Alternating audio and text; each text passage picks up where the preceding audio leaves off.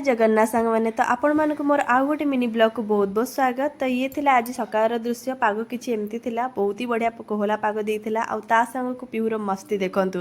तो एठी तो तार के फ्रेंड वगैरह नांती टीवी भी नाही तो एठी खेलिया पई मस्ती करिया पई मामा ही अछि कोन करबो आ से। तो सब स्त्री लोक मानक तो एठी गोटी टेंशन कि आज खाइबारे कम बनिबो तो सेटा मोर भी टेंशन। फ्रिज खोल दे तो फ्रिज रे परिवा फुल बट कम बनेबी भाभी भाभी फाइनाली डालमा ही बने देली पिहू पई।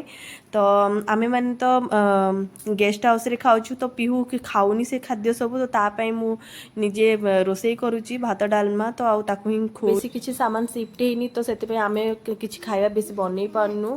तो आमे माने गेस्ट हाउस रे हेति पे खाउछु। तो ये थिला संजवळर दृश्य। तो दिन जाक घर भीतर पसी पसी बहुत पिहू भी बोर हे जाउची मु भी बोर हे जाउची। तो संज 8-9टा पे तापा ऑफिस रु आसला परे आमे टिके बाहर एथिलु टिके वॉक रे बाहर आउ बाहर आसी देखे तो बहुत ही बढ़िया नजारा कारण दुर्गा पूजा पाखी आसलाणी आउ दुर्गा पूजा पई पूरा मंडप प्रिपरेशन पूरा जोरदार चलची।